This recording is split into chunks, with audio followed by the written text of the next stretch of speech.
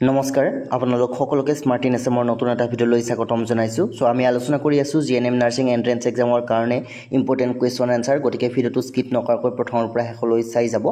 লগতে ভিডিঅ'টোৰ আৰম্ভণিতে আপোনালোকক আমি এইখন গাইডবুক ৰেকমেণ্ড কৰিব বিচাৰিছোঁ, কিয়নো এইখন গাইডবুকত আপোনালোকে চিলেবাছ অনুসৰি ইংলিছ, ছায়েন্স, মেথমেটিক্স তিনিওটা বিষয়ৰ কুৱেশ্যন এনচাৰ লাভ কৰিব।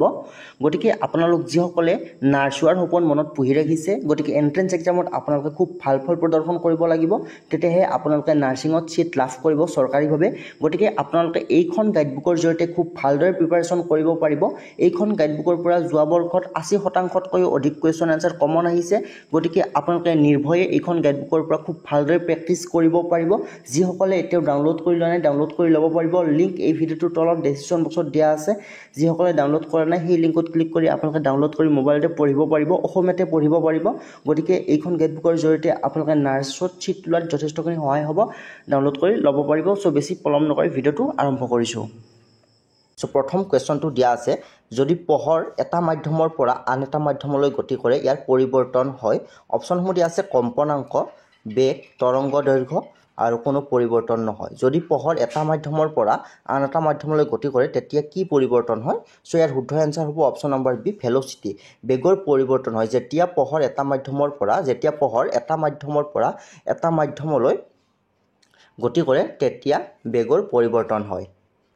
নেক্সট কুৱেশ্যনটো দিয়া আছে, বৈদ্যুতিক বিভৱৰ একক ভোল্ট সমান, এইটো ভোল্ট হ'ব লাগিছে, বৈদ্যুতিক বিভৱৰ একক ভোল্ট সমান কিমান?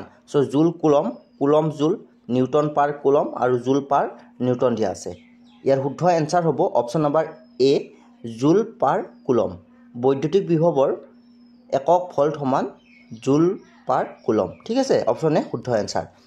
নেক্সট কুৱেশ্যনটো দিয়া আছে, তলৰ কোনটো তাপদৃঢ় প্লাষ্টিক? অপশ্যনসমূহ দিয়া আছে বেকেলাইট, PVC, পলিথিন, লাইলন। ইয়াৰে কোনটো তাপদৃঢ় প্লাষ্টিক হয়? ইয়াৰ শুদ্ধ এনচাৰ হ'ব অপশ্যন নম্বৰ এ, বেকলাইট।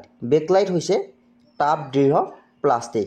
তাপদৃঢ় প্লাষ্টিক মিনছ যিটো প্লাষ্টিক তাপ পালেও গলি নাযায়, চ' সেইটোক তাপদৃঢ় প্লাষ্টিক বুলি কোৱা হয়।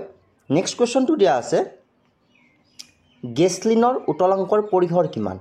গেছলিনৰ উতলাংকৰ পৰিসৰ অপশ্যনসমূহ দিয়া আছে 300 ডিগ্ৰীৰ পৰা 200 ডিগ্ৰী চেলচিয়াছ। অপশ্যন বি আছে 175 ডিগ্ৰীৰ পৰা 275 ডিগ্ৰী চেলচিয়াছ। অপশ্যন চি আছে 175 ডিগ্ৰীৰ পৰা 275 ডিগ্ৰী চেলচিয়াছ আৰু অপশ্যন ডি আছে 350 ডিগ্ৰীৰ পৰা 700 ডিগ্ৰী চেলচিয়াছ। ইয়াৰ শুদ্ধ এনচাৰ হ'ব অপশ্যন নম্বৰ বি, 175 ডিগ্ৰীৰ পৰা 275 ডিগ্ৰী চেলচিয়াছৰ ভিতৰত গেছলিনৰ উতলাংকৰ পৰিসৰ হয়। গেছলিনৰ উতলাংকৰ পৰিসৰ 175 পৰা 275 ডিগ্ৰী চেলচিয়াছৰ ভিতৰত। তাৰপিছৰ কুৱেশ্যনটো দিয়া আছে, শব্দ তৰংগ কি? ছাউণ্ড ৱেভ শব্দ তৰংগ কি? অপশ্যনসমূহ দিয়া আছে যান্ত্ৰিক তৰংগ, অনুদৈৰ্ঘ্য তৰংগ, চাপ তৰংগ, ওপৰৰ আটাইকেইটা শুদ্ধ। ইয়াৰ শুদ্ধ এনচাৰ হ'ব অপশ্যন নম্বৰ ডি, ওপৰৰ আটাইকেইটা শুদ্ধ। ডেট মিনছ শব্দ তৰংগ মানে যান্ত্ৰিক তৰংগ, অনুদৈৰ্ঘ্য তৰংগ বা চাপ তৰংগ আটাইকেইটা বুজায়। নেক্সট কুৱেশ্যনটো দিয়া আছে, শব্দ তৰংগৰ ক্ষেত্ৰত তলত দিয়াবোৰৰ ভিতৰত অশুদ্ধ উক্তিটো বাছি লোৱা। ইয়াতে 4টা অপশ্যন দিয়া আছে, ইয়াৰে পৰা কোনটো উক্তি অশুদ্ধ হয়? শব্দ তৰংগৰ ক্ষেত্ৰত কোনটো উক্তি অশুদ্ধ হয় আমাক বাছি উলিয়াব দিছে। অপশ্যন এ আছে উষ্ণতা বাঢ়িলে শব্দৰ বেগ বাঢ়ে। অপশ্যন বি আছে বায়ুশূন্য মাধ্যমত শব্দই গতি কৰিব নোৱাৰে। অপশ্যন চি আছে শব্দ তৰংগ হ'ল অনুদৈৰ্ঘ্য তৰংগ। নেক্সট অপশ্যন ডি দিয়া আছে শব্দ তৰংগ হ'ল অনুপ্ৰস্থ তৰংগ। চ' ইয়াৰ শুদ্ধ এনচাৰ হ'ব অপশ্যন নম্বৰ ডি। ইয়াত অপশ্যনসমূহত থকা অশুদ্ধ উক্তিটো হৈছে অপশ্যন নম্বৰ ডি, শব্দ তৰংগ হ'ল অনুপ্ৰস্থ তৰংগ। শব্দ তৰংগ অনুপ্ৰস্থ তৰংগ নহয়, গতিকে অপশ্যন নম্বৰ ডি শুদ্ধ এনচাৰ। নেক্সট কুৱেশ্যনটো দিয়া আছে, অনুভূমিক দিশত সমবেগেৰে গৈ থাকিলে তলৰ কোনটো সত্য নহয়? অপশ্যনসমূহ দিয়া আছে গতীয় শক্তি ধ্ৰুৱ, স্থিতিশক্তি ধ্ৰুৱ, স্থৈতিক শক্তি কমিব আৰু গতিশক্তি বাঢ়িব। নেক্সট দিয়া আছে স্থিতিশক্তি আৰু গতিশক্তি দুটা একে থাকিব। তো চাওক, অনুভূমিক দিশত সমবেগেৰে গৈ থাকিলে বস্তু এটাৰ স্থৈতিক শক্তি কমিব আৰু গতিশক্তিটো বাঢ়িব। অপশ্যন নম্বৰ চি শুদ্ধ এনচাৰ। নেক্সট কুৱেশ্যনটো দিয়া আছে, তলৰ কোনটো লব্ধ একক নহয়? লব্ধ হ'ব লাগিছিল। তলৰ কোনটো লব্ধ একক নহয়? অপশ্যনসমূহ দিয়া আছে বৰ্গমিটাৰ, কিলোগ্ৰাম, নিউটন আৰু জুল। চ' ইয়াৰ শুদ্ধ এনচাৰ হ'ব অপশ্যন নম্বৰ বি, কিলোগ্ৰাম। কেজিটো লব্ধ একক নহয়, মনত ৰাখিব। নেক্সট কুৱেশ্যনটো দিয়া আছে, 3টা কাৰ্বন আৰু এডাল দ্বিবান্ধনীযুক্ত হাইড্ৰকাৰ্বনটো চিনাক্ত কৰিব দিছে অপশ্যন 4টা দিয়া আছে পেণ্টিন প্ৰপাইন প্ৰপিন আৰু প্ৰপাইল সো তিনিটা কাৰ্বন থকা আৰু এডাল দ্বিবান্ধনীযুক্ত হাইড্ৰকাৰ্বন কোনটো হ'ব ইয়াৰ এনসাৰ হ'ব অপশ্যন নম্বৰ সি প্ৰপিন প্ৰপিন হৈছে তিনিটা কাৰ্বন আৰু এডাল দ্বিবান্ধনীযুক্ত হাইড্ৰকাৰ্বন অপশ্যন নম্বৰ সি শুদ্ধ এনসাৰ প্ৰপিন নেক্সট কোৱেশ্চনটো দিয়া আছে এলকাইনৰ সাধাৰণ সংকেত হল এলকাইনৰ সাধাৰণ সংকেত কি সুধিছে সো অপশ্যন 4টাৰ 4টা অপশ্যনে ভুল হয় সাধাৰণতে এলকাইনৰ সাধাৰণ সংকেতটো হ'ব CnH2n-2 এইটো হৈছে এলকাইনৰ সাধাৰণ সংকেত মনত ৰাখিব অপশ্যনসমূহত লিখাৰ অসুবিধাৰ কাৰণে ভুল হৈ গ'ল অপশ্যন কেইটা এলকাইনৰ সাধাৰণ সংকেত এইটো CnH2n-2 এলকাইনৰ সাধাৰণ সংকেত নেক্সট কোৱেশ্চনটো দিয়া আছে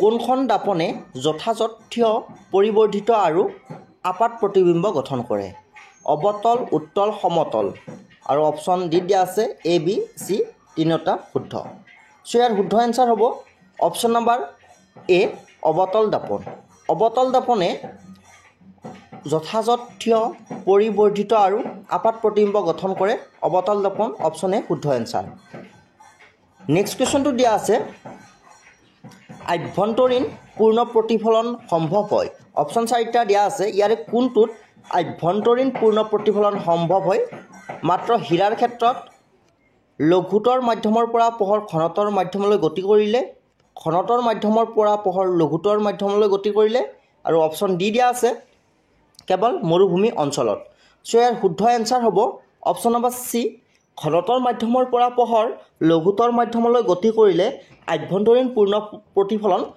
গঠন হয় বা সম্ভৱ হয় খুবেই গুৰুত্বপূৰ্ণ কোৱেশ্চন আভ্যন্তৰীণ পূৰ্ণ প্ৰতিফলন কেতিয়া সম্ভৱ হয় যেতিয়া পোহৰ ঘনতৰ মাধ্যমৰ পৰা লঘুতৰ মাধ্যমলৈ গতি কৰিব তেতিয়া আভ্যন্তৰীণ পূৰ্ণ প্ৰতিফলন গঠন হয় অপশ্যন সি শুদ্ধ এনসাৰ সো আজিৰ এই ভিডিঅ'টো আমি এইখিনিতে শেষ কৰিলোঁ আগলৈ চিলেবাছ অনুসৰি আটাইকেইটা টপিকৰ কুৱেশ্যন এনসাৰসমূহ পাবলৈ আপোনালোকে চেনেলটো ছাবস্ক্ৰাইব কৰি ৰাখিব লগতে বন্ধু বান্ধৱীসকলৰ লগত ভিডিঅ'টো শ্বেয়াৰ কৰিব একেবাৰে নাপাহৰিব ধন্যবাদ